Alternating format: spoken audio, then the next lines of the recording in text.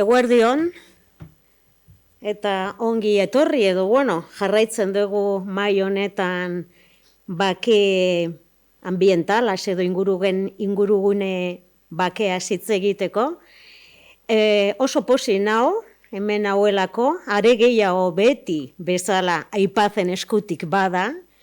Estaba agradeciendo, estaba comentando que me alegra mucho estar aquí, sobre todo si es de la mano de AIPAZ y todas las organizaciones que la componen, que la componemos. Estas son las segundas jornadas sobre paz ambiental y esta ya no sé si es la tercera, la cuarta sesión, pero bueno, todas ellas bien interesantes. Cuarta sesión. En la que nos ocupa, nos interpela la cuestión epistemológica, que yo diría que es una de las cuestiones, junto a las que se han estado nombrando en las anteriores sesiones, como uno de los grandes desafíos que tenemos en nuestro tiempo para entender los saberes, y también diría que los haceres, que permiten hacer mundo. Desde Guernica Oratus Centro de Investigación por la Paz, una de las líneas que venimos trabajando es en torno a las cuestiones epistemológicas y en cuestión a los diálogos topológicos, es decir, pensar la paz desde los territorios, pensar la construcción de paz, pensar la cultura de paz desde los territorios, y esto es en diálogo constante. En nuestro caso aplicamos a 3 territorios, Tolima en Colombia, Cabo Delgado en Mozambique y la comarca de Busturialdea Urdaibai en el País Vasco. Entendemos que el lugar, la tierra, el territorio, es un operador epistemológico crítico que invita, y repito, a pensarnos sobre nuestro habitar el mundo, ¿no? Habitar nuestros espacios y habitar el mundo en general, es decir, esa ventana al mundo, aunque pensemos desde lo local, siempre abierta. Y nos invita también a pensarnos desde grupos, sociedades conscientes de su interdependencia entre los seres humanos, y aquí los aportes del ecofeminismo han sido importantísimos, y los seres vivos y la tierra. Todo ello vinculado a la trama y al tejido de la vida, que tiene un propósito, que en este sentido es el de sostener y regenerar la vida. Estaríamos entonces hablando, como se propone también desde Sur, más que en los textos que yo he leído vienen inspiradas desde allí, de lo que vendría a ser una normatividad enraizada a un lugar que integra las actividades políticas, culturales, espirituales, sociales y económicas, ¿no? Es decir, a todas aquellas actividades vinculadas a la producción y distribución de bienes necesarios para nuestra subsistencia, el de la comunidad y la subsistencia también, aunque ellos se ocuparían perfectamente la del mundo animal, ¿no? Es por lo tanto, un rasgo que me gustaría también poner encima de la mesa para seguir cuestionando, ¿no?, la epistemología individualista moderna, poder también invitarnos una y otra vez a pensarnos en relación con las otras, en relación al lugar que habitamos, a los lugares otros, y esto nos pone la mirada en esta prioridad, también un ejercicio de priorizar esta mirada ontológica y epistemológica al espacio que nos acoge, ¿no?, al fin y al cabo. Y bueno, tengo 3 expertos en temas de investigación por la paz. Les voy a ir presentando de uno en uno. Espero no confundirme con los nombres, porque hay 2 Peras y 2 Ortegas. Pero afortunadamente, como ya hemos tenido a los 2 Peras, ya les conocía, y ayer conocí a Antonio Ortega, y entonces ya les tengo muy bien ubicados, toco madera, para que en las presentaciones así sigamos.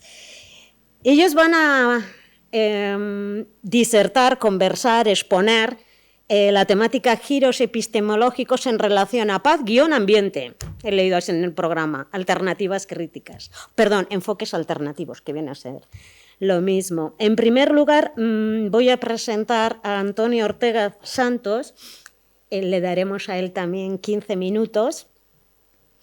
Si necesita un poco más, también luego ya vamos regulando entre nosotros mismos y nosotras mismas. Y cuando él acabe ya presentaré a Pere Brunet y en último lugar a Pere Ortega, antes de iniciar el diálogo que vayamos a tener. Antonio Ortega Santos nos va a hablar sobre los conflictos ecosociales e injusticia ambiental. Él es profesor titular del Departamento de Historia Contemporánea de la Universidad de Granada. Sus investigaciones se centran en el estudio de la gestión de bienes comunes y los conflictos socioambientales asociados a estos, junto a la dimensión histórica de la gestión y el manejo de ecosistemas semiáridos mediterráneos. Además, se está investigando también una nueva línea en el campo de los estudios sobre Asia Oriental y los estudios decoloniales. Tiene una producción importante, editorial, participa en un montón de másters, pero podéis encontrarlo en la red, en concreto también en las páginas de la Universidad de Granada. Antonio, cuando quieras, puedes empezar. Vale, pues muchas gracias a la organización por permitirme estar hoy aquí, por invitarme, y muchas gracias a los compañeros que estáis aquí y a las compañeras por venir a estas sesiones. Bueno, el reto, el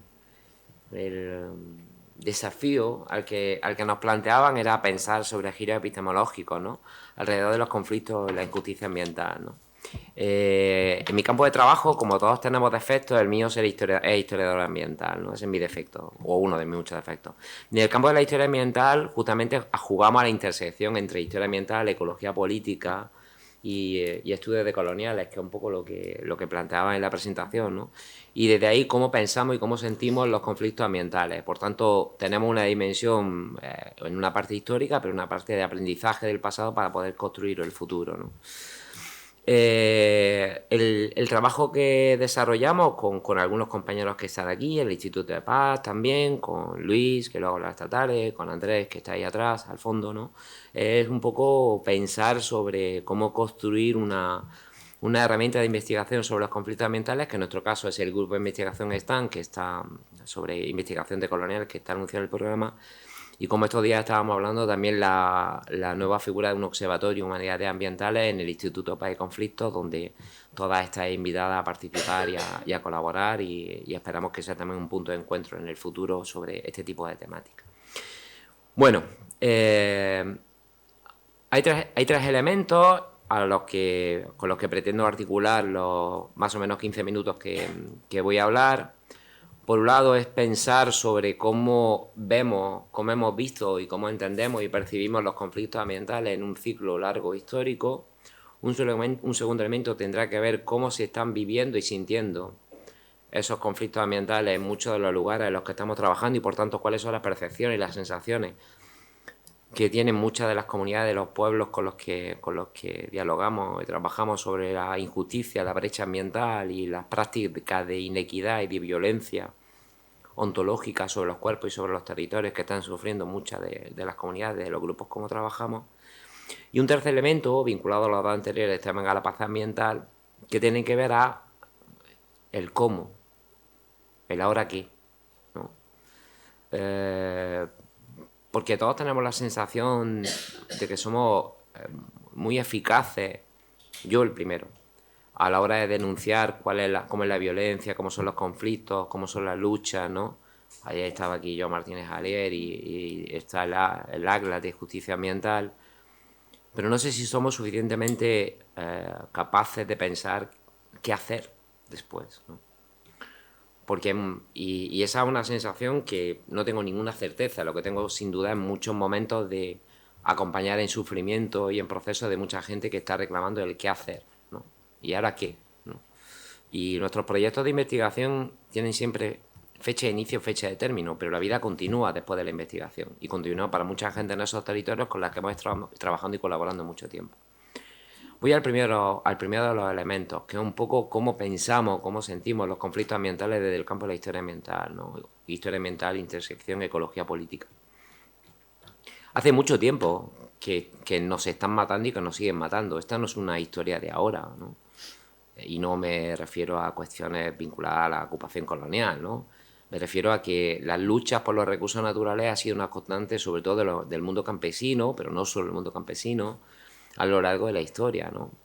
Porque está marcada por dos ejes que nos afectan incluso ahora mismo a lo que nos está ocurriendo, ¿no? Uno de los ejes es porque la modernidad capitalista implementa un modelo capitalista extractivo que desde el siglo XIX convierte, y lo estábamos discutiendo, convierte, y lo estábamos discutiendo aquí, la naturaleza en un objeto. La perspectiva eurocéntrica, que es otro elemento que ahora plantearé abordar, ha convertido la naturaleza en un objeto y por tanto un objeto susceptible de ser convertido en una mercancía. Por tanto, la vida se convierte en una mercancía. Y eso es algo que ya está incorporado más o menos en nuestro ADN social, ¿no? Como una herramienta de, bueno, para algunos no, seguro para los que estamos aquí no lo asumimos, pero para mucha gente está asumido, ¿no? Entonces, por tanto, modernidad capitalista, capitalismo ecocida, conversión de la naturaleza en un objeto de mercancía, ¿no? Y eso es algo que los estados han implementado a lo largo de mucho tiempo a través de sus modelos legislativos, ¿no? Y de hecho, una de las principales herramientas legislativas que implementaban esto es los procesos de descomunalización, ¿no? La ruptura, la brecha, la erradicación de las formas comunales de tenencia de recursos, tierra, agua, semillas, etcétera, que es la mejor forma de dar paso, habilitar, facilitar el proceso de irrupción de la privatización de las formas de vida, ¿no? Han descomunalizado, nos han descomunalizado para privatizarnos, ¿no? Porque evidentemente es una precondición necesaria para que esa modernidad capitalista tuviera el éxito que está teniendo, entre comillas lo de éxito, claro. Por tanto, un elemento central tiene que ver con esa percepción con esa palanca, ¿no?, que el modelo capitalista extractivo ha implementado de cosificar la naturaleza, los recursos, la vida, los cuerpos, etcétera, y por tanto a partir de ahí facilitar la implementación de un proceso de mercantilización, privatización. Eso solo es posible, y voy a algo que citaba antes, con una herramienta epistemológica, que es una perspectiva y una matriz eurocéntrica a la hora de que esto se imponga a escala global. Hemos concebido la naturaleza como un objeto, como un sujeto, como un objeto de apropiación, de privatización. Todas las leyes del siglo XVIII, XIX y XX van por el camino de privatizar los recursos, privatizar el acceso a los bienes, por tanto, descomunalizarnos, porque evidentemente eso es una matriz eurocéntrica que hemos impuesto como un global. Como un global cuando es un local. En el resto del mundo eso no ocurre. En los sures eso no ocurre, eso no estaba, lo hemos impuesto. Por tanto, es un modelo colonial de apropiación de la naturaleza que es una herramienta más de ese modelo extractivista. No me voy a matar a lo de colonial, que sé que esta tarde otros compañeros van por ese camino. No voy a apropiar ese espacio, ¿vale? No que eso. Pero digamos que es un elemento importante. Para explicar o para contextualizar eso, yo cuento una anécdota que hoy no está Joan, pero la hemos compartido más de una vez, ¿no? Y que cuando a mediados del siglo XIX, los bienes comunes, los montes comunales son privatizados en su forma de gestión, en su propiedad. No voy a entrar aquí a todo ese debate. En muchos territorios de España, en el sur de la península ibérica, cuando los comunales son privatizados mediante las leyes forestales, las mujeres, y vuelvo a un debate que tenemos que mantener, que hemos mantenido aquí, a un elemento central, el proceso de lucha desde la mujer en la defensa de los territorios no es algo nuevo, es algo muy largo, muy bien oscurecido, evidentemente, por el modelo patriarcal capitalista, pero es algo que viene de muy lejos. Las mujeres en el sudeste peninsular invadían los montes públicos que eran privatizados y se sentaban encima del esparto y de las plantas aromáticas para que no se cortaran. Era una resistencia pasiva y no conocían a Gandhi. Y lo hacían en 1850 y en 1860. Y era el mecanismo de resistencia frente a la entrada de la Guardia Civil o de la Administración Forestal del Estado para privatizar los montes, para ejecutar la privatización de los montes mediante sistemas de subasta pública.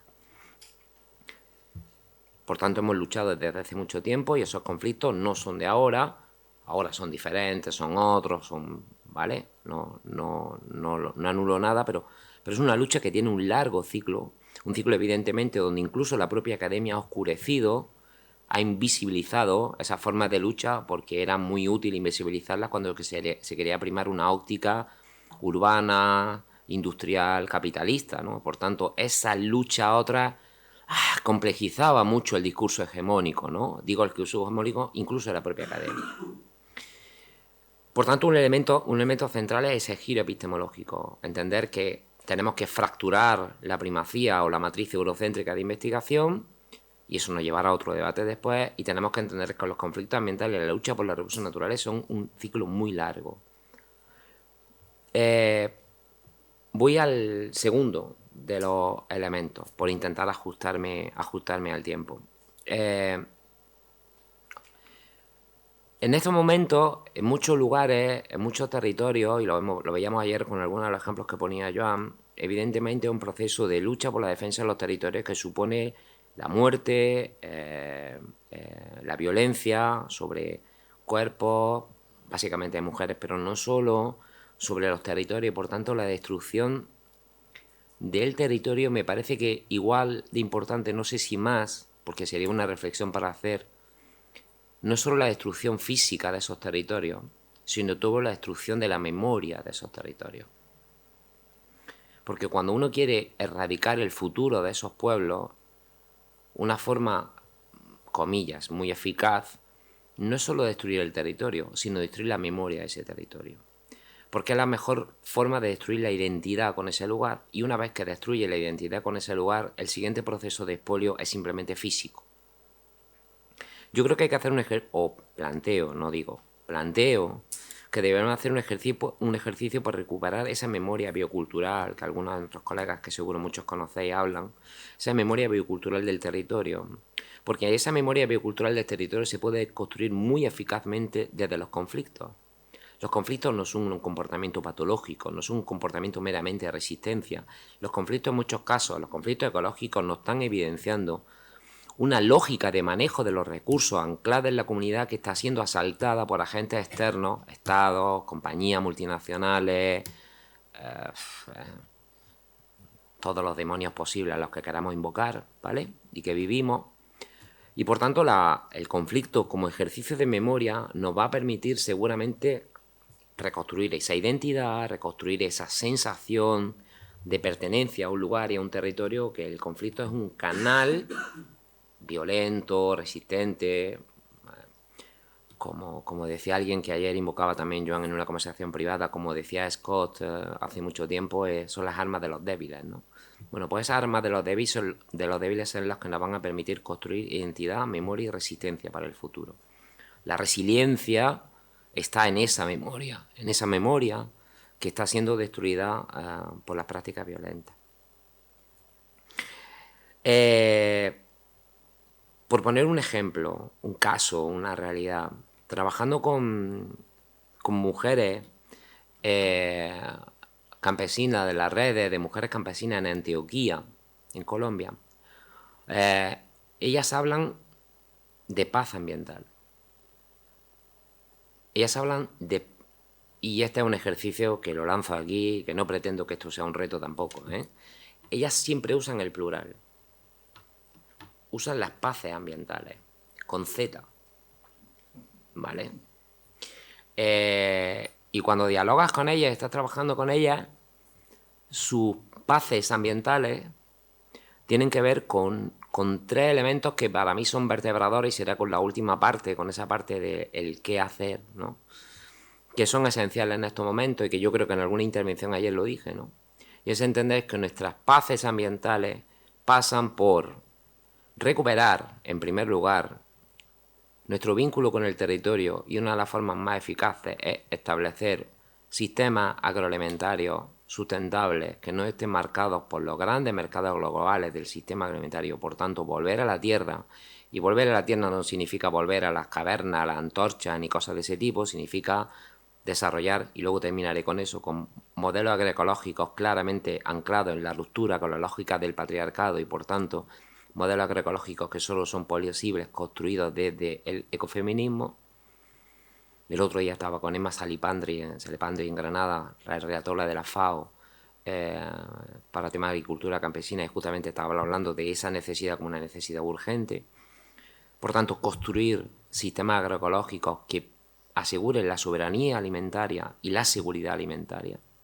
Un segundo elemento de esa construcción de paces ambientales, que las mujeres de Antioquía, pero he puesto un ejemplo, hay muchísimas más, ¿vale? Muchísima más gente que lo hace, no eso. Un segundo elemento tiene que ver con los cuidados. Hay que recomunalizar los cuidados, los afectos, las emociones, ¿no? De las que también esa modernidad capitalista impulsiva, coercitiva, ¿no? Que ejerce violencia sobre todo y cada uno de nuestros elementos de vida, que nos hace correr, seguramente llegar aquí corriendo para irnos de aquí corriendo, seguramente mucho, yo el primero, ¿no? Hace que esas cosas no las cuidemos. Y un tercer elemento que tiene que ver con el proceso de construcción política, las otras formas de construcción política. Y esas otras formas de construcción política, antes estábamos hablando de aquí el Estado, ¿no? de cómo construir, de cómo complejizar los conceptos de democracia, que sin quererme meter en un espacio incómodo, ¿no? Al final es también un local que hemos convertido en un global. Y hay otras muchas formas de gobierno en otros muchos lugares que no tienen que ver con esa palabra democracia. Y que son también colectivos, dinamizadores, abiertos. Simplemente dejo eso, no sigo por ahí, ¿vale? ¿Cuánto me queda? Espera, tengo 5 minutos. 5 minutos, perfecto. 5, fantástico. Y me queda la última parte, mis últimos 5 minutos, que tiene que ver con el qué hacer. Yo creo que construir esas paces ambientales, ¿no? En plural, nos puede empujar, o por lo menos a algunos nos empuja, a pensar en varios elementos como constitutivos de ese proceso. En primer lugar, que recojo un poco en parte de lo que estaba diciendo antes, esa agenda pasa por diseñar sistemas. Antes estaban las compañeras hablando de sistemas energéticos, ¿vale? Comunidad energética.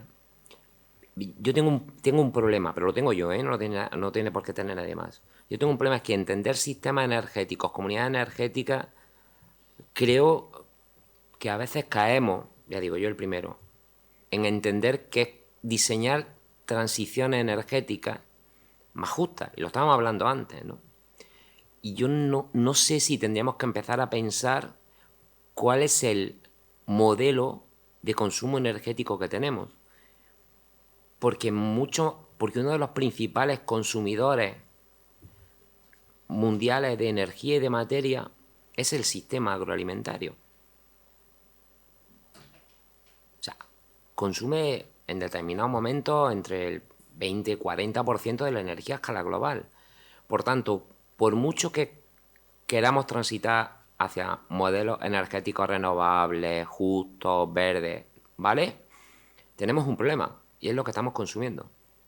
Y tenemos que cambiar la arquitectura de nuestro sistema agroalimentario, y estoy hablando de semillas, de agua, de energía, etcétera, porque es uno de los principales consumidores. Porque si no estamos haciendo una transición energética, estamos haciendo una suma de procesos energéticos y no estamos transitando. No estamos evaluando cuánto consumimos y cuánto necesitamos, sino estamos sumando fósiles más renovables, no sé qué.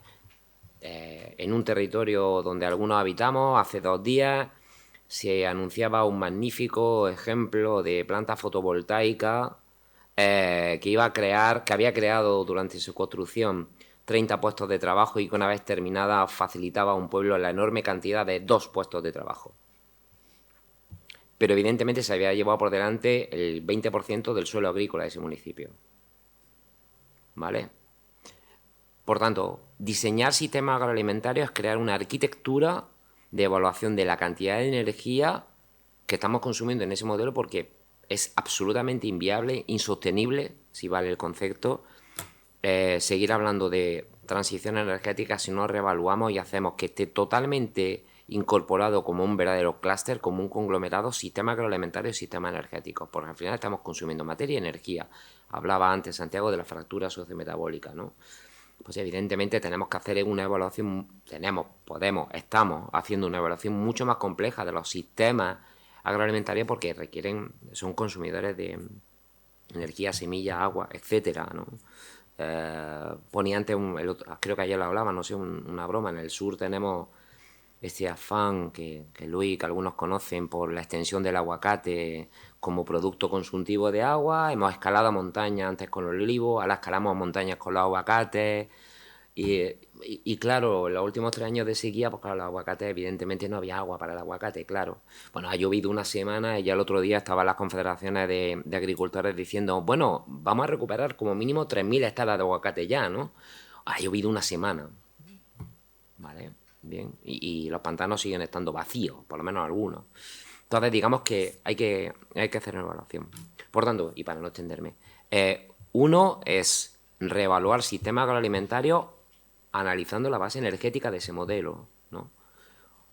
Porque si no, estamos sumando transiciones energéticas y no estamos haciendo una verdadera transición energética. Un segundo elemento tiene que ver con esa transición energética, ¿no? El debate, ¿no? Y una evaluación sobre en un modelo, aunque a los estudiantes ahora esas cosas se les enseñen poco o nada, de recursos finitos, pues entender que ante los recursos finitos tenemos que tomar decisiones estratégicas como civilización o como grupo humano a la hora de cómo diseñar esas transiciones, porque estamos utilizando suelo de vocación agrícola, los pocos que quedan, porque cada vez son menos, porque los perdemos por la desertificación, pérdida de suelo, etcétera, para producir energía. El estrangulamiento, el cuello de botella del sistema agroalimentario cada vez va a ser mayor, y lo que vamos a generar es mucha más inequidad socioambiental a gran escala. Los del norte vamos a seguir comiéndonos más los productores del sur, porque los vamos a obligar a producirnos aquellos que no tenemos, ¿no? Por tanto, caminaremos en una mayor inequidad socioambiental si ese modelo no se rectifica. Y tres, y por ir terminando y ajustarme absolutamente al tiempo. No debemos perder de vista que este modelo capitalista es un modelo ecocida. Y lo vamos a seguir hablando todos estos días, lo seguiremos hablando en el futuro. Pero ante ese modelo ecocida, yo creo que hay un debate que alguna gente tenemos, y es ¿cómo podemos romper esta lógica? ¿Cómo podemos romper ese modelo? Es el enemigo, lo tenemos claro. ¿Cómo batir a este enemigo? Y como yo no estoy nada seguro de cómo hacerlo, ni seguramente nadie lo tenemos muy claro, yo creo que a veces solo nos queda, aunque sea una ventana de oportunidad, que es una ventana estratégica, y es hacer muchas pequeñas revoluciones. Tenemos que construir muchos pequeños mundos posibles, colaborando con mucha gente, porque las entrañas del monstruo nos devoran constantemente y no lo vamos a poder subvertir, no lo vamos a poder destrozar. Pero sí podemos crear muchos espacios, muchos proyectos aparentemente pequeños, pero que son muy grandes porque le resuelve la vida a mucha gente para construir esos procesos. Por tanto, hay un proyecto en el que estamos, por ejemplo, algunos de nosotros, que es un diplomado de agroecología para el Gobierno de Chile, que lo que estamos construyendo es formación para los cuadros intermedios del Gobierno de Chile que están en los territorios haciendo transformaciones agroecológicas, ¿no? Por tanto, es un proceso de viralización, de filtrar toda esa formación para que la política pública acabe llegando abajo, al territorio. Evidentemente, la gran política del Gobierno de Chile no va por ahí, por mucho que sea Boric y mucho este tipo de cosas. No va justamente por esos procesos, no va por ese camino en el tema energético con el litio, pero sí permite establecer, sí permite en un momento determinado trabajar con cuadros medios del sistema público, del funcionariado público, en territorios que lo que están es aterrizando, bajando a una transformación ecológica, modelos de faros agroecológicos, por ejemplo, en el caso de Chile y en otros países de América Latina también, que permite transformar el territorio, cambiar dinámica en el territorio. Pequeña escala, pero que es la gran forma a la hora de construir el proceso. Por tanto, no termino, espero haber conseguido lo que quería y es transmitir que tenemos mucho que luchar, pero que tenemos que también transformar, ¿no?, ese proceso en una dinámica también proactiva, ¿no? No solo reactiva, que lo debemos de seguir haciendo, que tenemos que denunciar, que tenemos que mapear conflictos, que tenemos que hacer muchas de ese tipo de denuncias porque tenemos que transmitir a la sociedad, ¿no? Aunque la sociedad cada vez es más complicado entender cómo se le transmiten ese tipo de cosas, ¿vale? Y sobre todo si llegan. Pero sobre todo tenemos que pensar que el proceso de transformación social, construir espacios ambientales, pasa por lo pequeño, porque lo pequeño al final es sin duda lo más hermoso, ¿vale? Así que, gracias.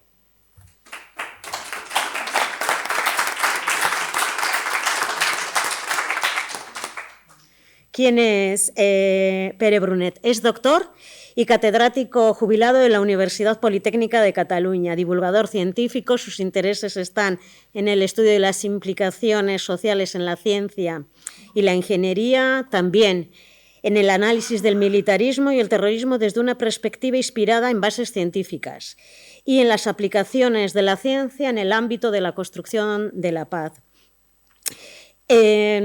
También tiene obra extensa y recientemente ha publicado un artículo muy breve en relación a estos tiempos confusos que nos acompañan, antes de ayer, que tengo aquí, pero no me acuerdo el título. Y Pere, cuando quieras. Muchísimas gracias, María, y gracias a IPAZ por invitarnos a esta mesa redonda. Bueno, antes de hablar de las propuestas que quiero comentar, solo mencionar algunas contradicciones que vemos en el mundo actual y en lo que nos llega, ¿no?, entre los discursos que escuchamos y las voces silenciadas. Es solamente una pincelada, ¿no? Nos hablan de rearmarnos, nos hablan con un discurso claramente belicista. Hay muchas voces silenciadas, pero quería destacar una, que es el manifiesto que, aparte de los dos que se presentaron ayer mismo, un manifiesto de casi 4.000 científicos europeos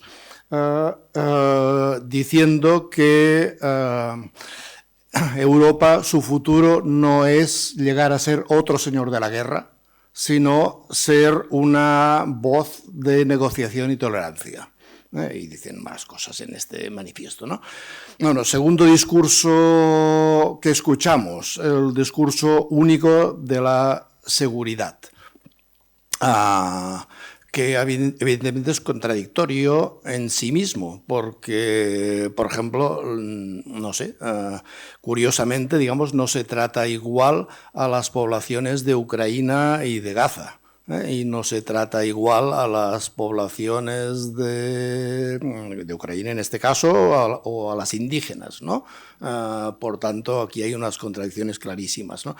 Y aquí tendríamos que hablar, bueno, de todas las voces estas silenciadas que ya se han comentado, de los feminismos, de las voces indígenas, de todas las voces que nos hablan de la dignidad de las personas y de un detalle curioso que yo me gusta remarcar, y es el tiempo que dedican los políticos a cada cosa, ¿no? Hace décadas que los políticos están intentando, dicen, solucionar el problema de la vivienda. Les ha costado una semana destinar 800.000 millones de euros a rearmar Europa. Esto yo creo que habla clarísimamente de cuáles son las prioridades, y no hay más que decir, ¿no? Luego, bueno, el discurso oficial de que las intervenciones militares resuelven los problemas, nos van a resolver los problemas. curiosamente, lo que opinamos, digamos, desde muchas voces silenciadas es que los militares son parte del problema y no parte de la solución. Por tanto, no vamos en el mismo camino, digamos, ¿no? Y luego nos hablan de la necesidad imperiosa de minerales críticos, de tierras raras, de los nuevos proyectos de minería de la Unión Europea en España, en otros países, etcétera. Pues no está nada claro, ¿eh? Esto lo que va a generar es un aumento clarísimamente de la crisis ambiental. Las voces silenciadas, en este caso de la ciencia, nos hablan de que estamos llegando a los puntos de no retorno de la crisis ambiental, que va a producir una catástrofe absoluta a nivel planetario, ¿no? Bueno, pues ante estas contradicciones, para animar un poco y para que pensemos que hay esperanza y que nos podemos salvar, voy a presentar 4 propuestas que vienen desde la ciencia y la tecnología. La primera nos habla de límites y de justicia.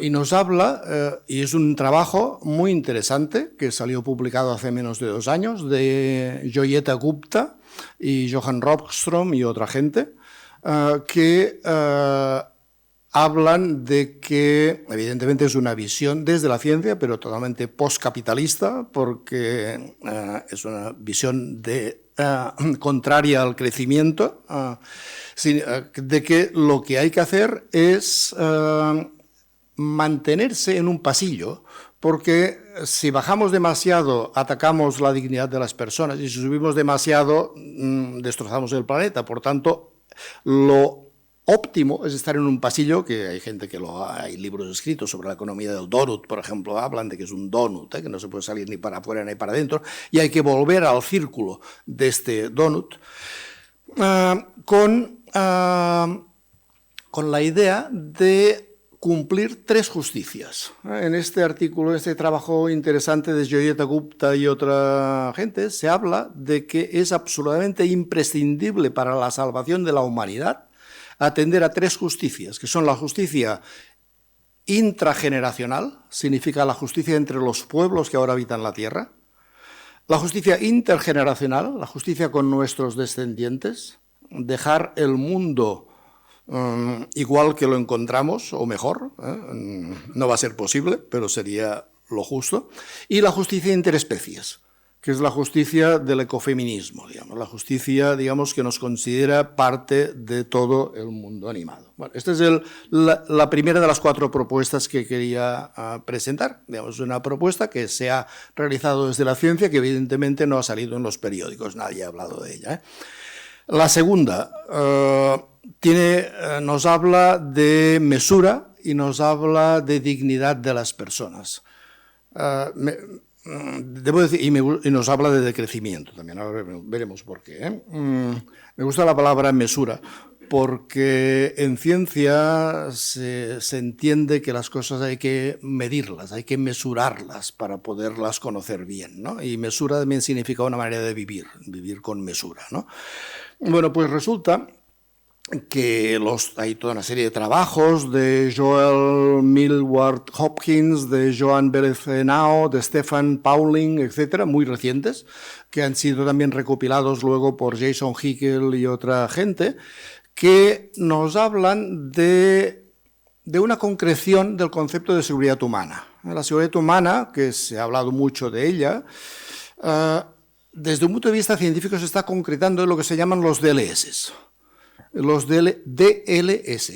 Los DLS son, DLS es un acrónimo de los sistemas de vida digna. La D viene de digna, la L de life y la S de sistemas, ¿vale?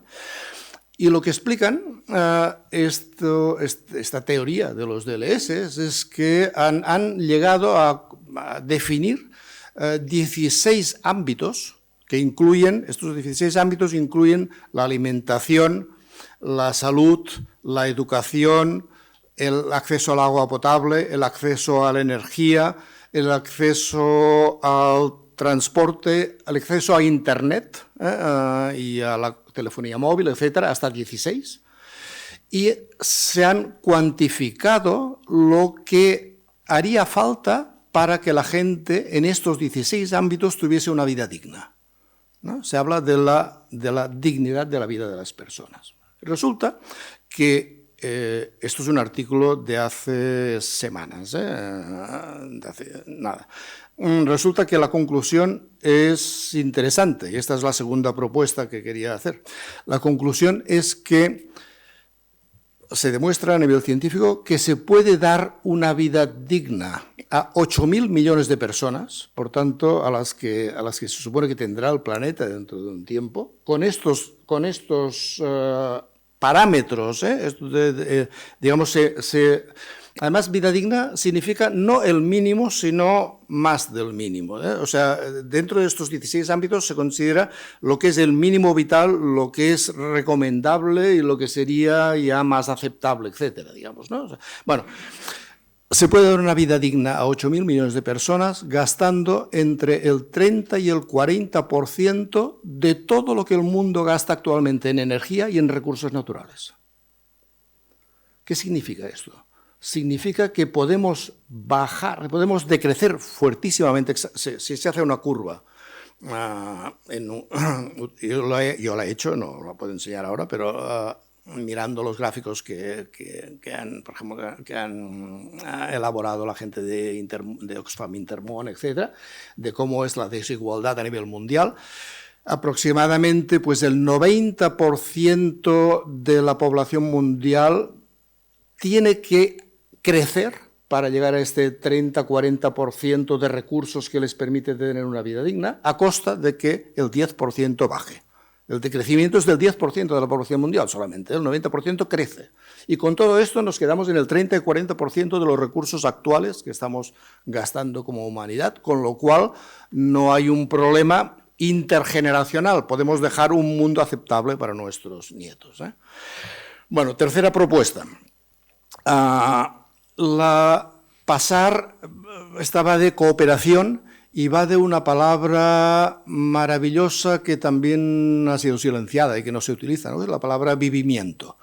La palabra vivimiento la acuñó Buckminster Fuller en los años 80, principios de los años 80, y significan tecnologías justamente para la vida digna de todas las personas que viven en el planeta, ¿no? Buckminster Fuller, esta palabra vivimiento, ¿de dónde sale? Bueno, pues sale básicamente de armamento. Él decía, lo que hay que hacer es pasar del armamento, el weaponry en inglés, al vivimiento, livingry en inglés, del weaponry al livingry.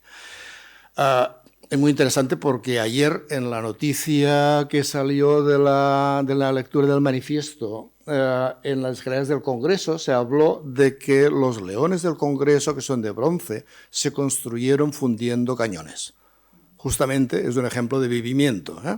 No es que sean muy útiles para la humanidad los leones del Congreso, pero se fundieron, o sea, lo que proponía Buckminster Fuller era fundir las armas para generar tecnología para la humanidad, ¿no? Básicamente, de aquí se va a la geopolítica. Si tuviese más tiempo, hablaría de otra propuesta de Buckminster Fuller maravillosa. La voy a citar brevísimamente. Buckminster Fuller hizo un trabajo también en los años 60 que hablaba de que la Tierra es una nave espacial. Y decía, ¿por qué es una nave espacial? Porque si la miramos desde los confines del sistema solar se ve un puntito allí azul en medio de la oscuridad absoluta, ¿no? Y decía, bueno, pero es que resulta que los astronautas y las astronautas cuando están en una nave espacial saben que tienen que cumplir dos normas que son absolutamente de supervivencia. Cuidar la nave, que tiene combustible limitado, y llevarse bien entre ellos, porque si no van a desaparecer. Entonces, no continúo, pero la Tierra es una nave espacial, los astronautas estas reglas las cumplen a rajatabla porque se han dado cuenta que son vitales, pues tal vez la humanidad podríamos cumplirlas también, ¿no? Bien, en ese sentido, pues bueno, evidentemente necesitamos y aquí conecto un poco con lo que luego explicará Pere Ortega, necesitamos, para hacer todo esto, claro, los científicos que hablan de que la vida digna de 8.000 millones de personas se consigue con el 30-40% de los recursos actuales, suponen varias cosas. Suponen que desaparecen los combustibles fósiles y suponen que desaparece el armamento y las soluciones, digamos, de guerra a los conflictos. Por tanto, termino esta tercera propuesta diciendo que necesitamos el dinero de los malos humos militares. Y de esto nos hablará luego Pere Ortega, ¿no? Y la cuarta propuesta tiene que ver con las herramientas. Porque todo esto puede parecer muy bonito, pero necesitamos herramientas. Y en este sentido, pues decir que desde el Centro de las hemos trabajado un poco, estamos trabajando el tema, y justamente esta semana ha salido llamamos un working paper, que es este, sobre tecnologías feministas para construir la paz. Está en la web del Centro de las, en el apartado de Working Papers, es el primero que sale porque es el último que se ha publicado. Y aquí lo que explicamos es que las tecnologías actuales no nos sirven. Las tecnologías actuales no nos sirven porque no funcionan para construir la paz. Justamente necesitamos nuevas herramientas que hagan prescindible la violencia y la militarización actual, ¿no?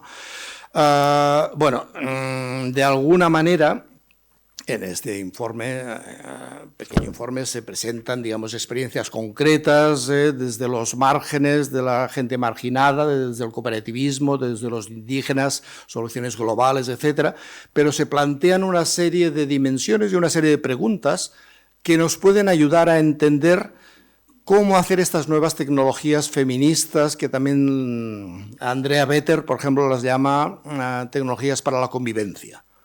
Tecnologías justamente que, como hablaba Antonio Ortega, que salgan de pensar una nueva manera de vivir. Una anécdota, yo hace unos años asistí a un curso online sobre comunidades energéticas locales, que es un tema que me interesa mucho, y lo daba una persona de Guernica, no, perdón,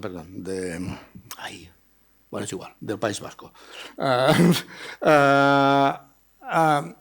Dijo, bueno, se habla mucho de las comunidades energéticas locales, pero yo quería aclarar algo. Una comunidad energética local significa consumir menos. O sea, primera definición de la comunidad energética local, consumir menos. Y a partir de ahí vamos a hacer esta energía para consumir menos. Pero entonces, simplemente decir que las 5, y voy terminando, las 5 dimensiones que planteamos en este trabajo sobre cómo tendrían que ser estas tecnologías feministas, que las llamamos feministas, pero serían tecnologías feministas, serían tecnologías también de corte indígena, de crecimiento, etcétera. Las 5 dimensiones que consideramos que hay que considerar son la de localidad y proximidad, la ecológica y de respeto planetario, la de gestión comunitaria y empoderamiento de la gente, la de no violencia y cuidados y la democrática y cultural. Y ahí, en cada una de estas, hacemos toda una serie de preguntas y básicamente lo que planteamos es como un cuestionario esto. Dada una tecnología, vamos a ver cómo responde a este cuestionario. Y en función de cómo responda, la consideramos más válida o menos válida para la construcción de la paz, ¿no? Bueno, consideramos además que estas tecnologías son necesarias para la desmilitarización y la construcción de la paz. Entre otras cosas, porque requieren una cantidad ínfima comparado con la situación actual de extractivismo y, por tanto, de militarización. O sea, no necesitan todo el gran montaje neocolonial y neocapitalista que hay en estos momentos. Bueno, y simplemente ya para terminar, decir que con estas 4 propuestas lo que pretendía es decir que el problema no es esta llamada seguridad que nos asocian a más militarización, porque el belicismo es parte del problema, no parte de la solución, y la solución, en cambio, pasaría por otras perspectivas como la ciencia, las nuevas tecnologías respetuosas y los feminismos. Y con esto termino. Muchas gracias.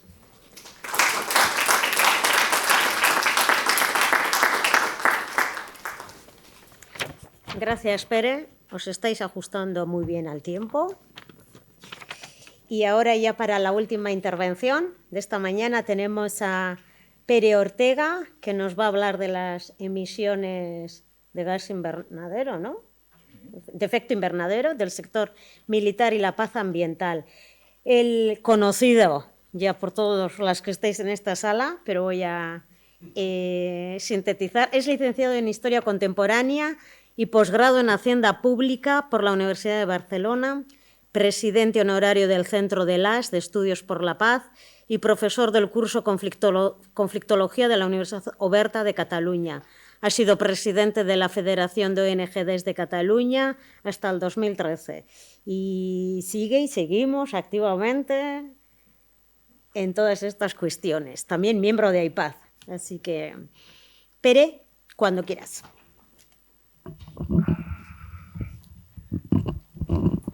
Muy bien. Gracias por la invitación también. Bien, como se trata de hablar de los giros epistemológicos, voy a intentar dar 4 pinceladas sobre ellos en referencia a un último trabajo que hemos hecho dentro del Centro de las. Pero primero quiero decir cómo entendía nuestro maestro, Vicent Martínez Guzmán, el giro epistemológico. Era romper con el discurso oficial, con el discurso hegemónico. Por lo tanto, dar un contradiscurso al discurso hegemónico, y esa es la labor en que estamos muchos de nosotros, y al que yo me voy a hacer referencia. Por lo tanto, primero, frente a la visión antropocéntrica en que estamos viviendo, hay que dar la nueva visión que tiene y que nos ha dado el antropoceno. Y me voy a referir al antropoceno porque me parece fundamental antes de llegar a cosas más concretas. Ante la crisis ecológica, que se ha puesto sobre la mesa, este nuevo concepto, que es el del antropoceno, en la medida en que interrelaciona de forma indivisible el género humano con la naturaleza. Y precisamente porque ha sido la actividad humana la que está generando graves cambios ambientales, lo cual debería animar a desarrollar estudios, ya lo estamos haciendo, pero aún más, con un enfoque en que la investigación por la paz vaya destinada a abordar los conflictos ambientales. Es lo que estamos haciendo, pero quiero remarcarlo que eso es un giro epistemológico, porque hasta ahora la investigación por la paz no se dedicaba a investigar sobre la paz ambiental.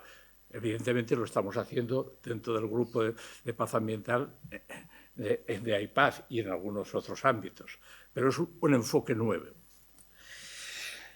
Insisto, porque la paz medioambiental debe contraponerse a conflicto que genera la crisis ecológica, con el objetivo de ofrecer protección a la naturaleza y armonizar las tensiones entre política, seguridad y desarrollo, para poder así satisfacer las necesidades básicas de cualquier comunidad humana, sin destruir sus hábitats.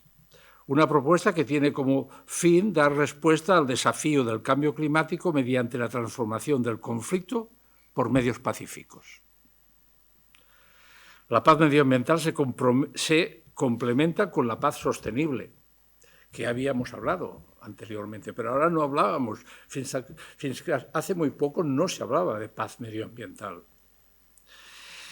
Y se hace bajo el precepto de proteger el medio ambiente de cualquier amenaza, en el sentido de que las agresiones que infringimos los humanos a la naturaleza producen conflictos violentos tanto a la naturaleza como a los humanos. Conflictos, todos ellos, que no pueden tratarse al margen de las consecuencias que sufre la naturaleza. Así la paz medioambiental se enfrenta al gran reto que tiene el planeta Tierra, que es un solo sistema, que aúna humanidad y naturaleza, en el sentido apuntado de la nueva era geológica en la que estamos inmersos, el antropoceno. Mi primer giro epistemológico. Es precisamente este ámbito en el que precisamente dentro del Centro de Estudios por la Paz, de LAS, en el que trabajamos, nos dimos cuenta que teníamos que abordar también las consecuencias de esta nueva realidad. Teníamos que abordar los conflictos medioambientales desde nuestro ámbito de estudio, que supongo que sabéis que es desde el ámbito de la economía militar. Nosotros nos hemos especializado en presupuestos militares, comercio de armas, industria militar y más de militar, en el ámbito, y por lo tanto teníamos que darle un giro epistemológico también para abordar los conflictos medioambientales, porque también son generadores, ya los he expresado estos días, de conflictos violentos contra las poblaciones que se resisten a lo que llevan a cabo las grandes corporaciones. Además, había una segunda cuestión, ya que la abordo. Precisamente lo que estoy diciendo, ¿qué quiere decir? Que hay un poder omnipresente en todo el planeta, que es el que llevan y conforman las grandes corporaciones, que son en la economía global los que, de alguna manera, provocan esos conflictos con el extractivismo de recursos y energías fósiles, y que provocan innumerables conflictos y también guerras, porque necesitan del apoyo de los estados y de los ejércitos nacionales de los estados, y si no, de fuerzas paramilitares, para doblegar las resistencias, ya sean de comunidades que se ven agredidas por estas grandes corporaciones o de alguna manera, por estados que no dudan en llevar a cabo guerras para apoderarse de los recursos naturales de esos países. Tenemos las experiencias, solo que ya las sabéis, Irak y Libia. Bueno. Tercera cuestión que quiero abordar.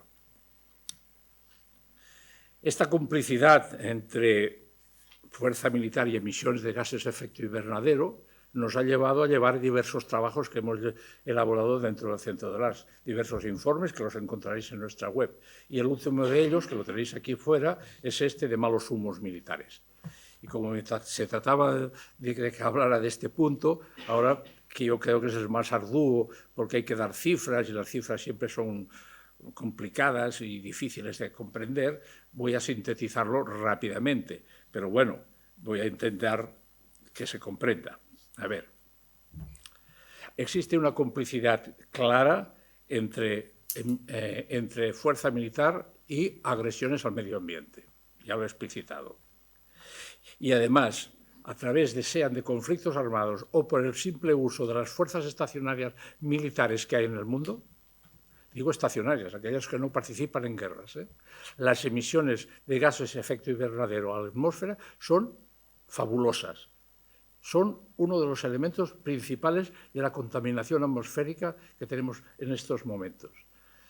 Eso lo descubrimos a partir del primer investigador que dedicó un estudio muy bien elaborado para llevarlo a cabo. Bueno, fue una mujer, Netta Cranford, que en 2019, desde el Watson Instituto, publicó un informe determinando las emisiones de gases de efecto invernadero a la atmósfera de las Fuerzas Armadas de Estados Unidos, es decir, del Pentágono.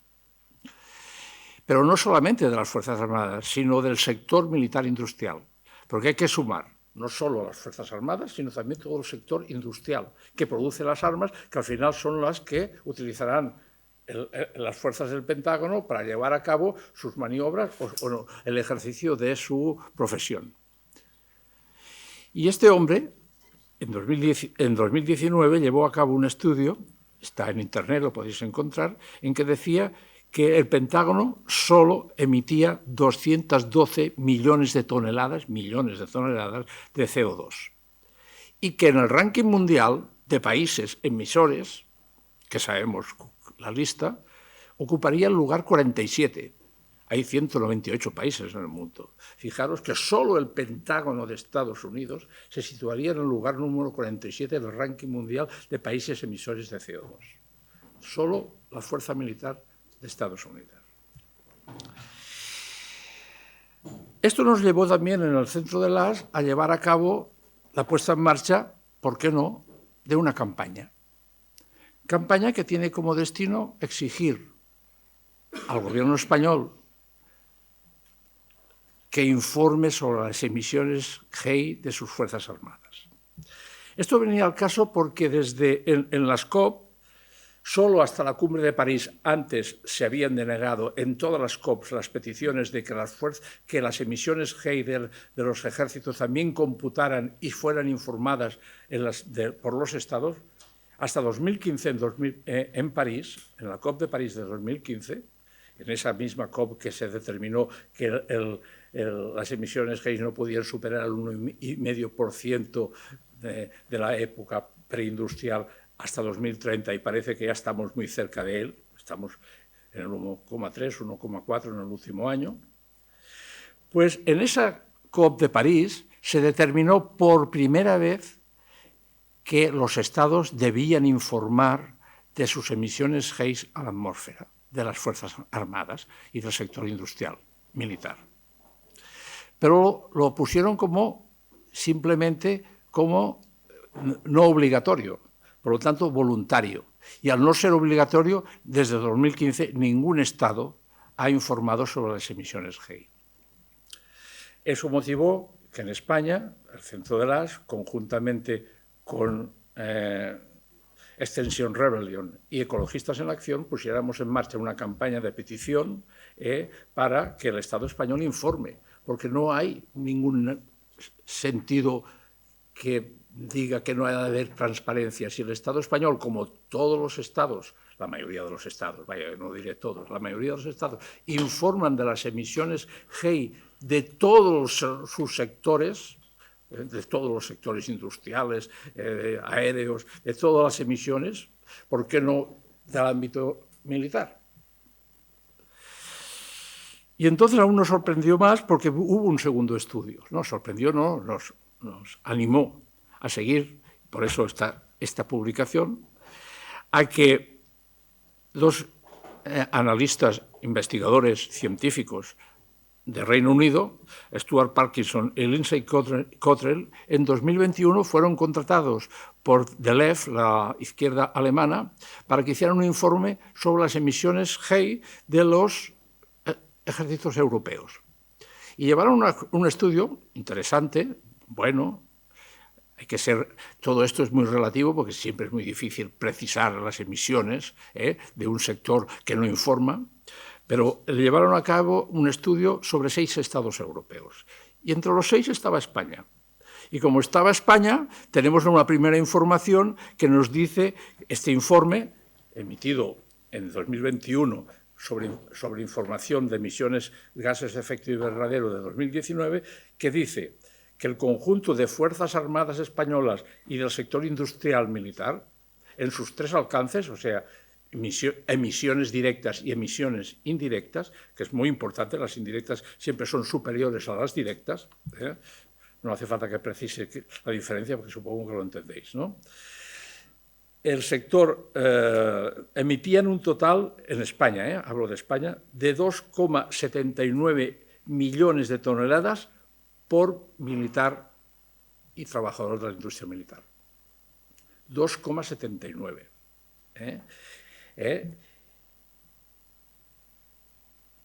Sí, 2,79. Estos son los millones, perdón. 2,79 millones de toneladas, el total de Fuerzas Armadas españolas y sector industrial militar.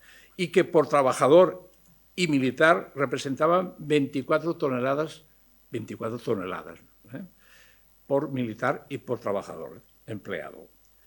¿Y cuál es la media que emitimos los españoles de emisiones de CO2 a la atmósfera? Porque esto lo informa el Estado español, ya lo he dicho. Hay información absoluta sobre todas las emisiones de CO2 a la atmósfera. Pues en ese año era de 5,14. Por lo tanto, 5 veces más emiten el sector militar industrial que un ciudadano medio en España. Bien, bajo ese estudio yo me animé a hacer, bueno, ya llevamos un cuarto estudio en el cual,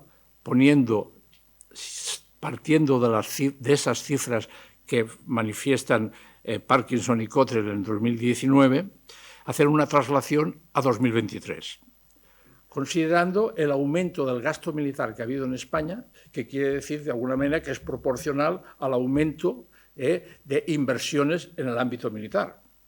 Porque la mayoría del gasto militar se destina a inversiones, también al mantenimiento del ejército, a salarios, pero bien, en definitiva es lo mismo. Y como el número de militares es estacionario y el número de trabajadores en la industria militar más o menos también es estacionario, se puede hacer, aunque aproximativamente y desde luego especulativamente, y no lo niego, una aproximación.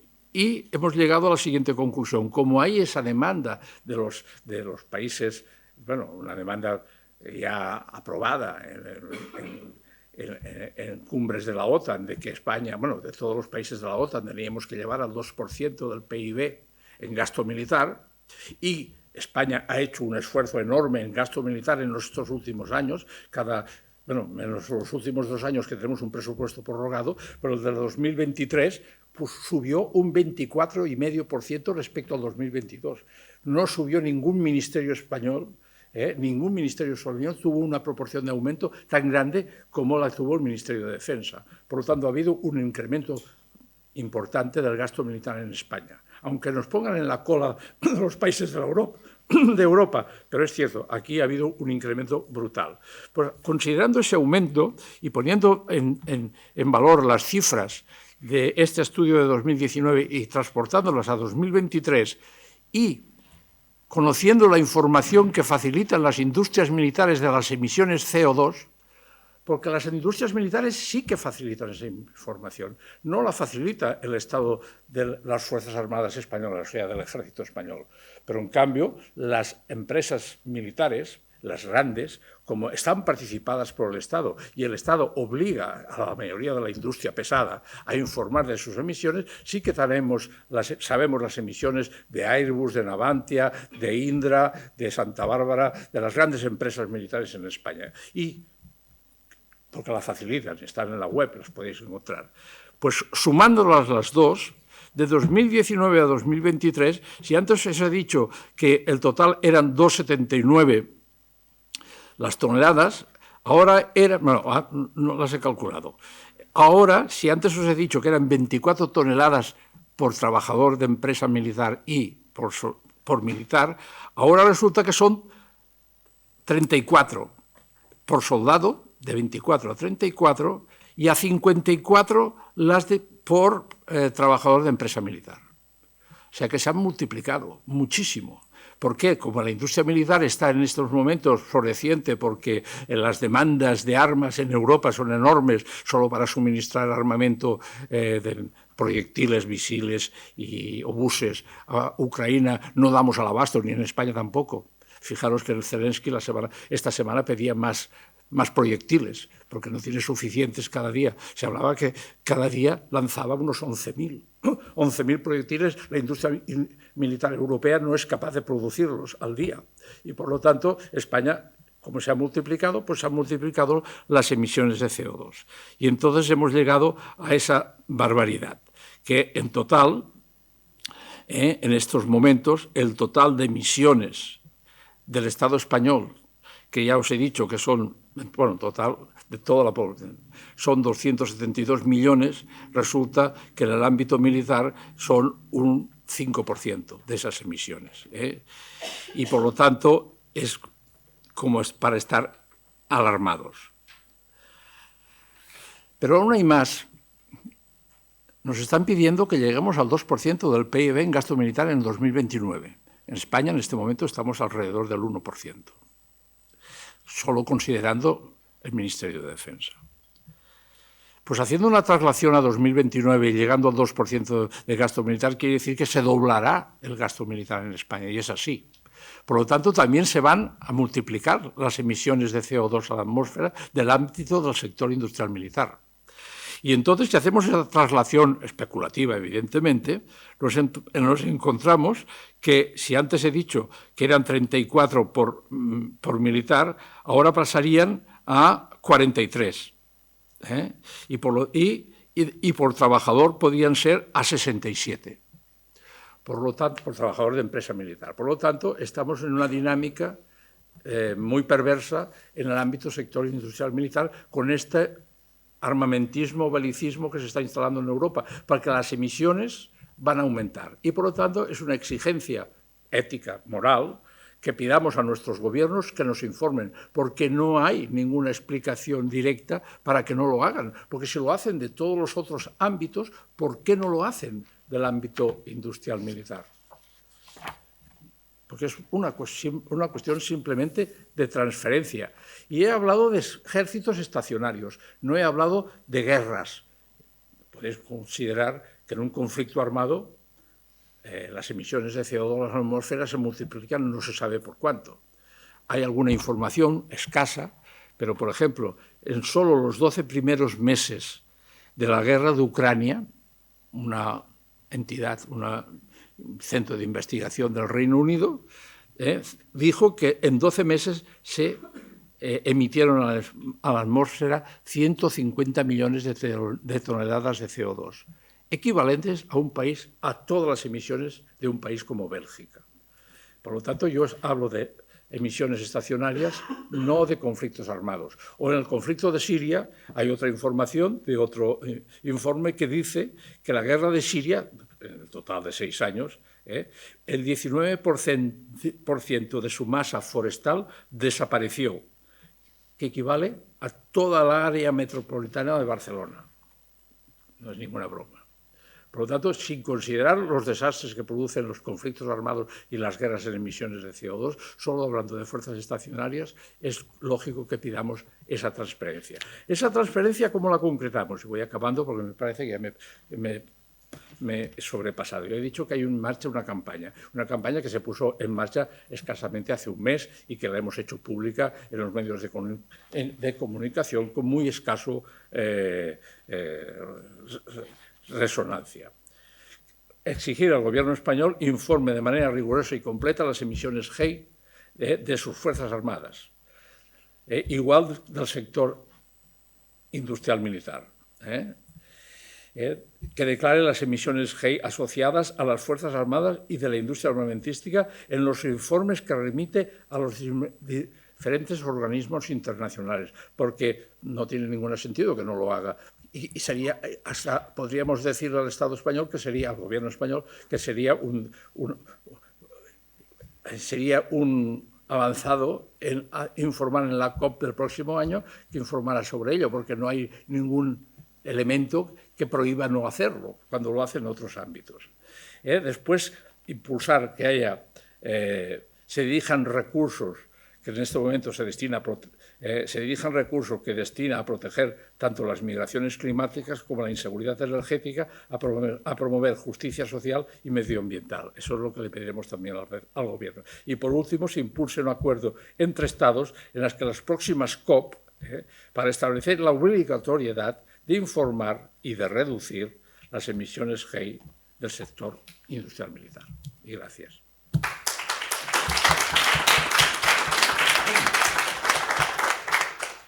Gracias, Pere. Ahora tenemos unos minutos para esta conversación.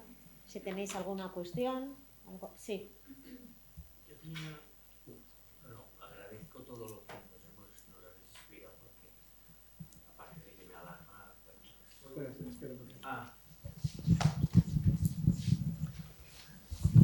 Hola. Que agradezco todo lo que nos habéis explicado, igual que los de antes, porque somos masocas y nos gusta recibir esta información. Entonces, puntualizo, bueno, más que puntualizar, o sea, una propuesta al qué hacer, ¿no? Porque a nivel estratégico pienso que tenemos muchas cosas que hacer. Estas mini revoluciones, yo creo que tenemos el sitio donde hacer, bueno, mi propuesta es hacerlas en todas y cada una de las escuelas de este país. Lo que pasa es que si tenemos que esperar que nos lo hagan el Ministerio de Educación o el Departamento de Enseñamiento de la Generalitat de Cataluña, lo tenemos mal, ¿no? Entonces, claro, o sea, haremos la mini revolución en las escuelas, pero necesitamos maestros y maestras que estén preparadas, ¿no? Y digo lo del Departamento de Enseñamiento porque Pere Brunet pone mucha énfasis en la necesidad de hacer un buen uso de la ciencia y la tecnología, ¿no? Y precisamente ayer en el Salón del Enseñamiento teníamos un lema que le pedíamos a la consellera de Enseñamiento que decía: Niubó, que es la señora, reflexiona, la ciencia no se fusiona, porque en Cataluña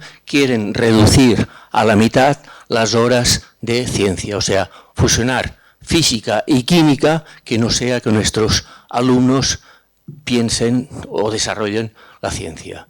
Simplemente no lo tenemos mal, ahí no lo tenemos fácil.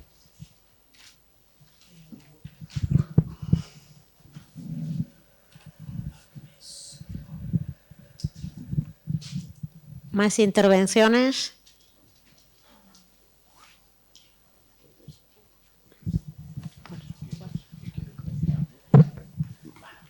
No, totalmente de acuerdo. Hay una parte,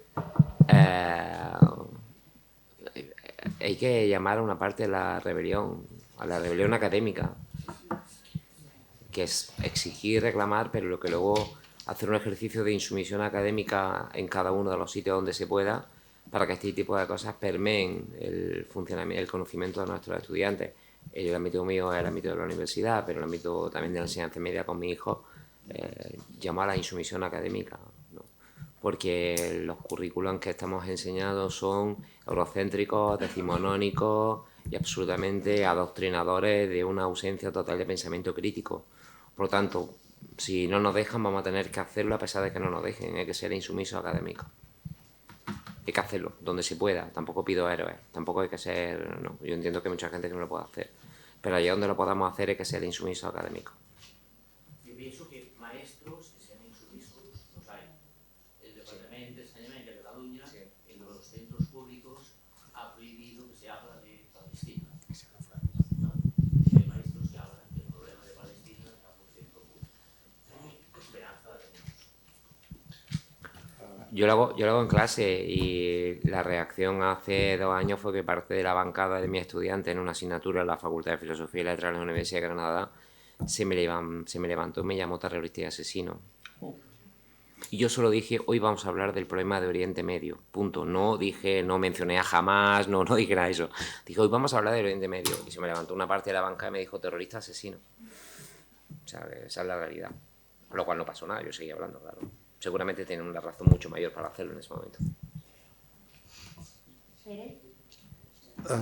Sí, bueno, totalmente de acuerdo. Decir que la educación es uno de los pilares fundamentales de la revolución y de cambiar el mundo. Que la cosa no está fácil. Hace un mes y medio en Gerona, en un acto delante de 200 estudiantes de bachillerato, que estaba Quique, por eso lo estoy mirando, nos tildaron de comunistas y de todo, vaya. O sea, y no habíamos hablado de marxismo ni habíamos hablado de nada, ¿eh? Estábamos hablando simplemente de los problemas del mundo.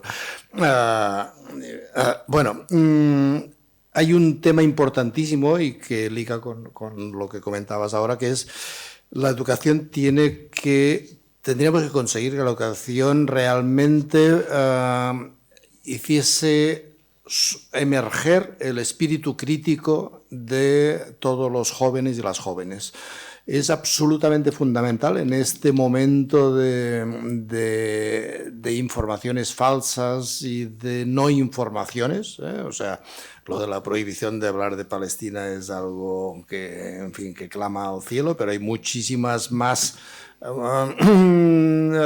aspectos, digamos, de lo que pasa en el mundo que no se conocen y que no se transmiten a nuestros jóvenes, y les tenemos que enseñar a dudar de todo y a comprobarlo todo. Es absolutamente fundamental.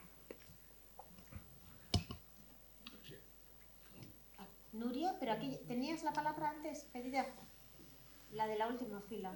Ah, es que te he visto levantarte por eso. Bueno, pues gracias por las intervenciones. Yo quería hacer una pregunta a Pere Ortega. Bueno, saber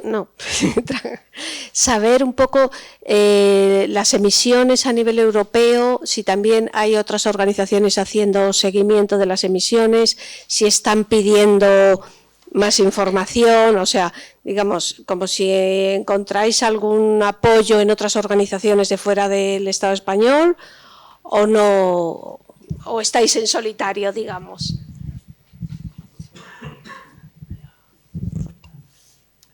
Sí, afortunadamente sí lo hay. En nuestra misma onda, ya hemos dicho el Centro de LAST, pero también nos apoyan Ecologistas en Acción y Extension Rebellion, está el Transnational Institute. Transnational Institute es una entidad potente, ha abierto una línea de trabajo de investigación sobre las emisiones GEI de las Fuerzas Armadas europeas y también emite informes. Claro que parten del informe al que yo he hecho referencia, del Reino Unido, porque este es el primero. Y como es el primero y da datos, lo único que hacen también es una traslación, como he hecho yo respecto a 2023. El último que hay, que yo sepa, de Nix Barton, no recuerdo el otro autor, es de 2023 y da datos de 2021. Pero está muy bien y por lo tanto ya hay entidades que se preocupan en esta demanda. Lo que pasa es que los estados no nos hacen caso, que no tienen ninguna explicación, porque si informan de todas las emisiones, ¿por qué no de este ámbito? ¿Por qué? Bueno, el por qué. Estados Unidos sí que lo ha argumentado y lo prohibió en las COPs anteriores, porque atenta a su seguridad. No sabes en qué, pero dicen que atenta a la seguridad del Estado, el informarse de las emisiones. Claro que ya hemos dicho que Estados Unidos es el principal emisor, ocuparía el número 49, ahora ya no lo sé, en el mundo, pero más o menos. Por lo tanto, muy por encima de países como Chile o Argentina o muchos países europeos. El hecho es que sí que hay gente que ya nos acompaña en esto.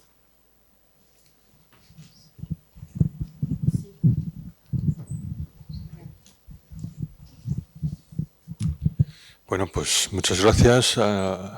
Habéis sacado muchas cuestiones de enorme interés, muy sugerentes, y solo quería sacar alguno de los hilos que habéis planteado. Por ejemplo, es muy significativo lo del despilfarro, por una razón, y es que es un rasgo que no se suele asociar normalmente al sistema económico en el que tenemos. Parecería que vivimos en el paraíso de la eficiencia. Y si hay un rasgo que caracteriza al capitalismo, aparte obviamente de su explotación de clase y dominio político y dinámicas asociadas a la desigualdad y a la exclusión, es precisamente el despilfarro. Es un sistema profundamente despilfarrador. De hecho, si pudiéramos señalar el orden de su ineficiencia, correspondería probablemente mucho a esos órdenes del 30-40% que nos permitiría mantener los niveles de vida actuales con una reducción y un manejo de los recursos considerablemente inferior, que permitiría unas sociedades más justas a nivel global y además más ajustadas a los límites ambientales, ¿no? Pero claro, el problema de la eficiencia es que es un valor, por llamarlo entre comillas valor, muy técnico. Parecería que se puede conseguir por la vía de las modificaciones organizativas, innovaciones sociales y tecnológicas, al margen de una modificación de las relaciones sociales y de las formas de relacionarnos con la naturaleza, el metabolismo social, etcétera, ¿no? Entonces, tiene un elemento de trampa el hacer análisis, como hacen los compañeros del Jason Heckel y compañía, si no incorporamos en el análisis, bueno, pues que la eficiencia tiene muchas maneras, ¿no? Digamos, de poder conseguir neutralizarla, ¿no? Si al final nos conduce a una especie de tecnolatría y es a través de la innovación tecnológica, olvidando el marco de las relaciones sociales, pues bueno, estaremos avanzando en el tiempo para reproducir dado la dinámica acumulativa y de crecimiento almacenamiento indefinido en el contexto, en 20 años en la misma situación, ¿no? Entonces digo que ahí hay una cuestión interesante a pensar, porque nos da un margen inicial de maniobra para iniciar las transiciones, pero, y ahí es lo segundo que quería señalar, hay que tener en cuenta que en todo el debate sobre las transiciones caemos un poco en una trampa que nos viene impuesta. Porque cuando históricamente se habla de las transiciones, era de la transición de un sistema económico a un sistema social a otro. Era transitar de A a B, sabiendo que B era diferente a A. Y ahora de lo que se habla es de la transición de A a A, o de A a A', en el sentido que es el mismo sistema, pero con un poco más de eficiencia, ¿no?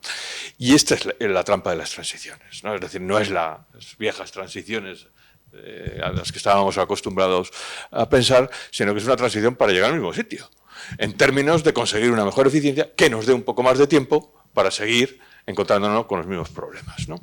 Bien, luego está el tema del quehacer, la gran pregunta.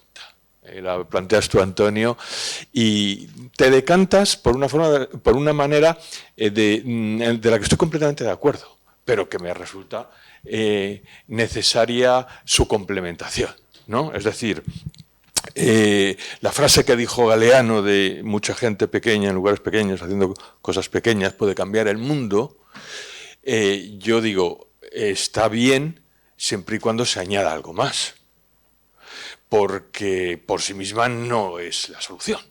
Necesitamos, por tanto, jugar con las escalas y hacer cosas pequeñas en lugares pequeños, y hacer cosas medianas en lugares medianos, y hacer cosas globales en el espacio mundial e internacional.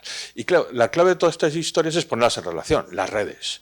Y las experiencias, de lo poco que pueda quedar de internacionalismo, eran o son actualmente las redes fundamentalmente de movimientos sociales y de organizaciones no gubernamentales. Porque desgraciadamente el sindicalismo ha perdido mucho de su dimensión internacionalista, y muchos de los ámbitos donde se articuló, digamos, el pensamiento internacionalista, pues están en proceso de retroceso, ¿no?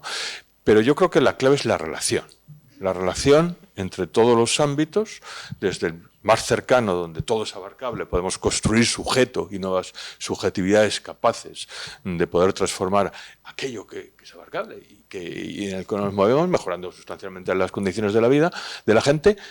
Pero también hay que pensar en que eso se tiene que poner en relación con las otras luchas, con los otros, en todas las escalas. Y si no, en esa combinación de escalas, pues probablemente no sea suficiente lo de los lugares pequeños, las cosas pequeñas y la gente pequeña, ¿no?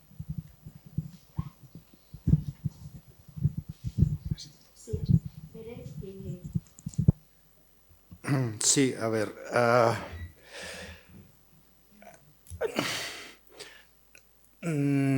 Yo creo que, de acuerdo con lo que dices, y de acuerdo en que probablemente el análisis de Jason Hickel y otros puede considerarse como muy dentro del sistema, digamos.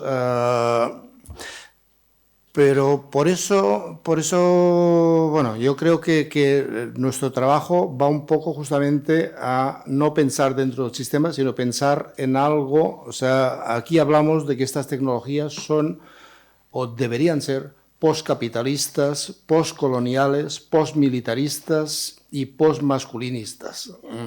De hecho, hablamos de la desmasculinización, digamos, aquí.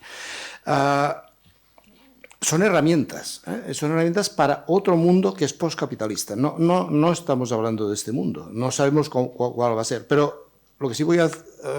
mira, ayer estaba en una librería mirando libros y encontré un libro de economía feminista.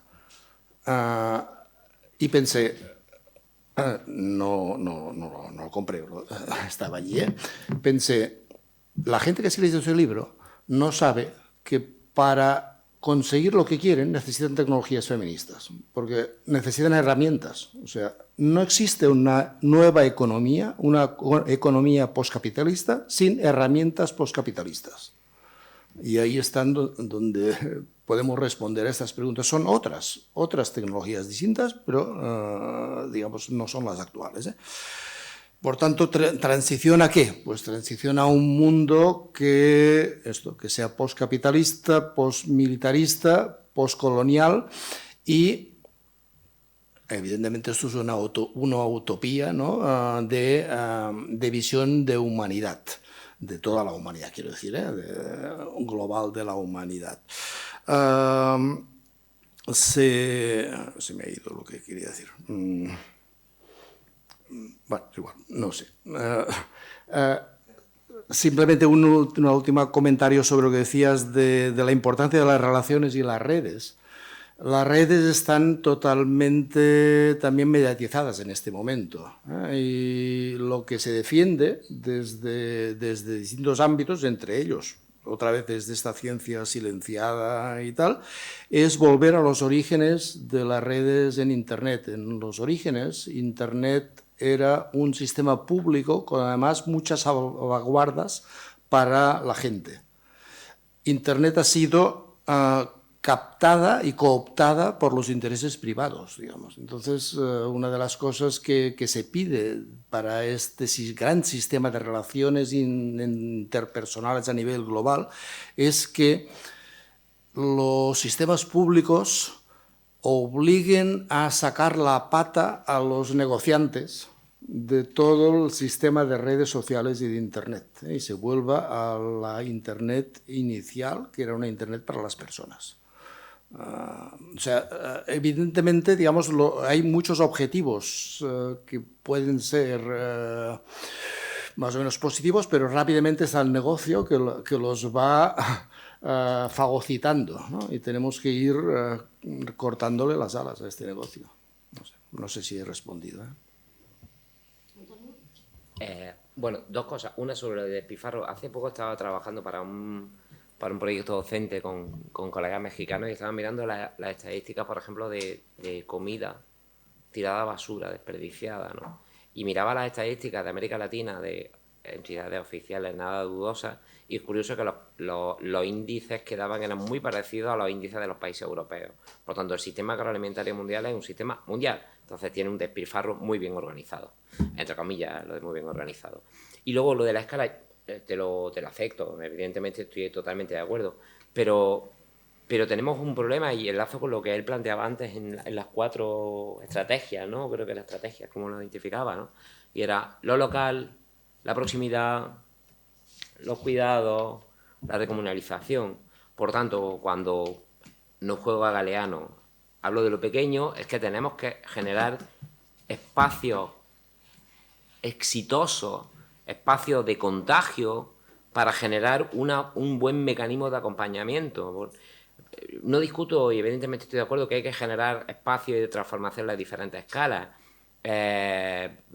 Tengo a veces muchas dudas cuando veo a ONG o determinados grupos defendiendo determinadas cosas, ¿no? Y entonces me genera cierta incapacidad, a lo mejor negociadora, ¿no? Para establecer contacto con ellos. Pero creo que hay un efecto contagio desde el éxito.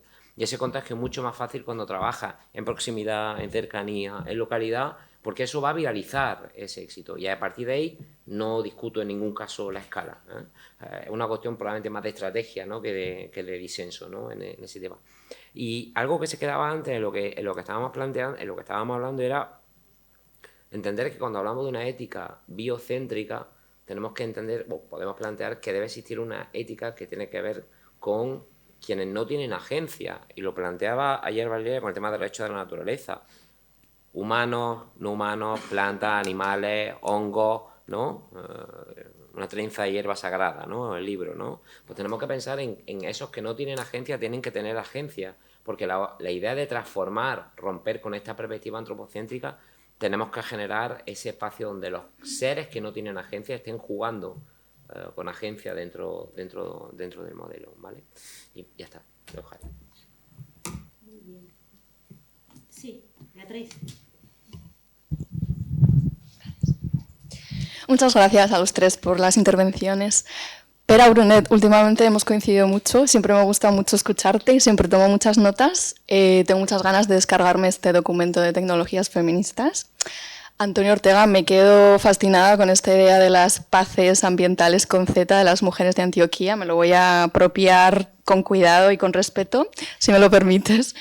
Y realmente mi diálogo, porque va a ser más un diálogo, quería ser con Pera Ortega.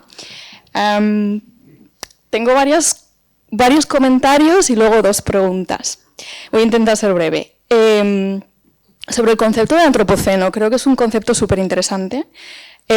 Ha puesto en el centro el impacto humano en los ecosistemas, pero también es un concepto muy problemático. Mucha gente lo ha criticado, muchos desde el pensamiento crítico se ha criticado ampliamente precisamente porque invisibiliza esas estructuras de poder, ¿no?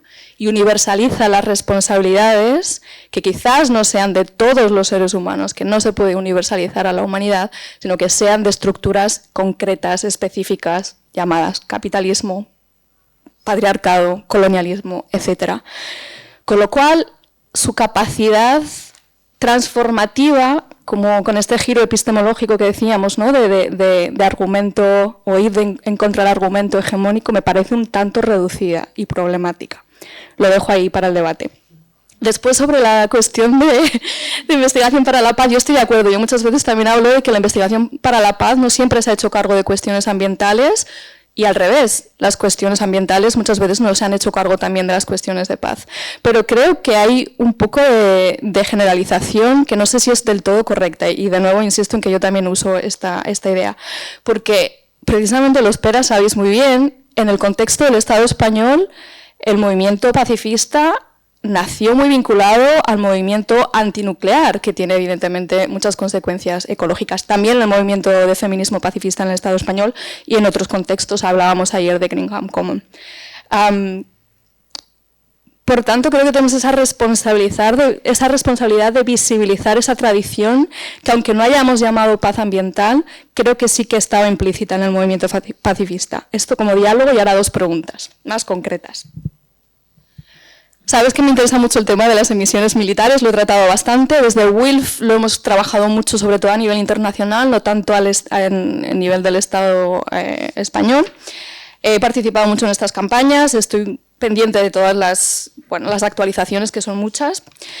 Me da la impresión de que en algunos de los debates sobre emisiones militares a veces se concluye que hay que reducir las emisiones militares, y creo que esto también es muy problemático si no se hace desde una perspectiva antimilitarista. Es decir, hay una ola cada vez más potente desde el militarismo de postureo verde, ¿no? De decir, bueno, vamos a reducir las emisiones, hay propuestas locas como utilizar balas, dicen, sostenibles, reciclables, etcétera, etcétera. Es una cuestión amplísima y muy, muy problemática.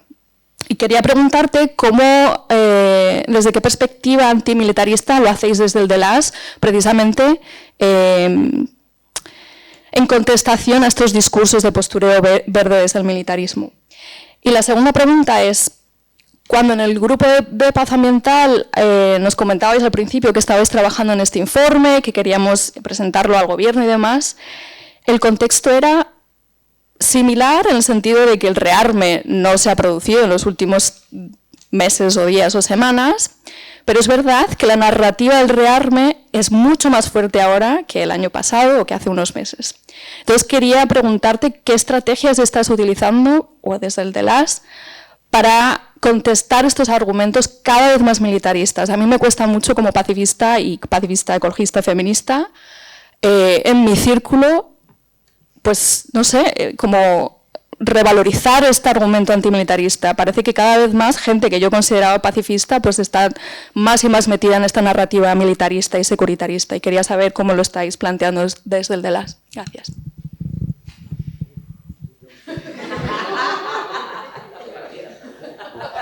Todas para mí, no. Todas para mí. A ver, sí, soy consciente, Beatriz, de que hay una polémica entre científicos en si hemos cambiado de era geológica o no. Ese es un debate. Hay quien sostiene que no, hay quien sostiene que sí, y que esta nueva era en que hemos entrado es la del antropoceno. A mí me parece adecuado por el argumento que he dado, porque hay una simbiosis estrecha entre humanos y naturaleza, y que ya no es indivisible como era, no es divisible como ha sido hasta ahora. en que la humanidad ha dominado la naturaleza la ha explotado hasta un término que ha puesto en peligro la supervivencia humana en la propia Tierra. Y por lo tanto hemos entrado, eso es lo que defienden una serie de científicos, hemos entrado en una nueva era y que llaman antropoceno. Yo, como no científico en este ámbito, no puedo decir nada más que lo que he dicho, que para mí es un elemento importantísimo que tiene que ver con lo que estamos tratando aquí de la paz ambiental, que hay una unión indivisible entre naturaleza y humanos, no la podemos ya separar. Y por lo tanto, todo lo que hace el humano tiene que ver con la naturaleza. Y por lo tanto, la naturaleza es humana también. No sé si ha sido en una intervención anterior, se criticaba cómo en la etapa de la Ilustración surgió el gran concepto de dominar la naturaleza, explotarla, desde Rousseau a los grandes pensadores de la Ilustración, sobre todo, ahora me salen los nombres, pero es igual, que teníamos que dominar porque la naturaleza no tiene espíritu, no tiene alma, y la Iglesia lo avalaba, y por lo tanto podemos dominarla, explotarla y destruirla lo que queramos, porque eso favorece el desarrollo humano. Ese concepto se ha roto ya, se ha roto precisamente, y el antropoceno lo pone encima de la mesa. Ya no podemos separar, no lo podemos separar, estamos unidos inexcusablemente a la naturaleza. Por eso ayer hablábamos de derechos de la naturaleza, y se habla de ecocidio. Y si se habla de ecocidio y de derechos de la naturaleza es porque han de tener derechos, porque nosotros no tenemos el derecho de exterminar a la naturaleza. Y es lo que ha ocurrido hasta ahora, y sigue ocurriendo. Y por eso me parece un concepto interesante utilizarlo, que hace que está el debate, y estoy de acuerdo. Respecto a la segunda cuestión, también estoy absolutamente de acuerdo. Que hay un greenwashing de lavado, de que hay elementos militares que no son emisores de CO2 a la atmósfera, y que utilizando tanto tecnologías como elementos químicos no contaminantes podemos continuar destruyendo. No sé, hasta ponen como ejemplo el rayo láser. El rayo láser no destruye naturaleza, no. Destruye humanos, puede dejarte ciego, puede no sé qué. Es evidente que hay un greenwashing. No defendemos nosotros ese ámbito. Nosotros lo hacemos desde el ámbito antimilitarista que tú has explicado, al menos en el Centro de las, en el sentido que nos parece que el ámbito militar... A ver, antes he dicho que en el Centro de las empezamos por este ámbito, porque no es que seamos antimilitaristas, porque hay mucho militar respetable que no es militarista. Y que incluso ha llevado a cabo revoluciones. En Argelia, entrando el putsch de los generales, y en Portugal llevando a cabo una revolución pacífica de los claveles. Por lo tanto, no todo lo militar es negativo, ¿no? Sino que es negativo cuando esto se convierte en una forma de dominar al poder político, o de controlar, o de presionar al poder político. Eso es el militarismo. Hay muchos militares que se declaran antimilitaristas porque no tienen ese concepto, porque piensan que han de estar sometidos a la ley, por lo tanto, al gobierno civil. El militarismo es lo contrario, quiere inducir al gobierno civil a que adopte actitudes de agresión delante de un conflicto, resolver los conflictos por la vía militar. Eso es militarismo.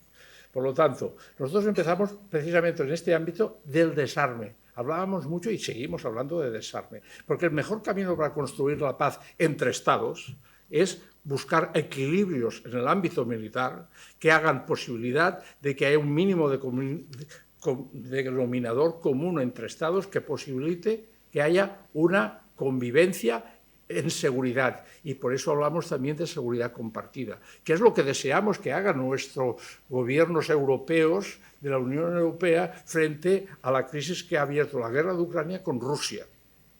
Ese es el camino de construcción de paz, no el contrario, no el del militarismo que están poniendo encima de la mesa.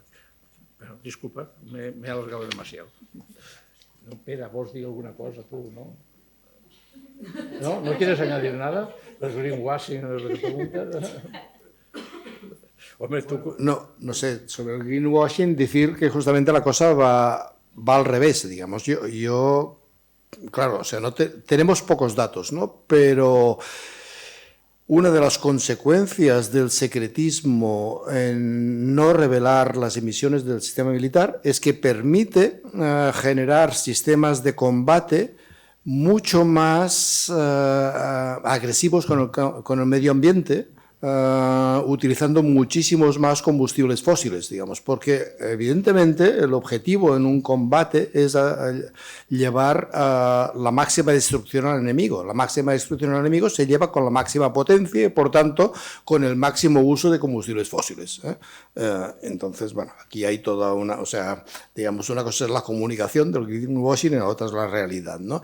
Y, de hecho, ahora no tengo datos, pero uno de los últimos aviones de combate que ha fabricado Estados Unidos creo que consume 5 toneladas de gasoil cada hora.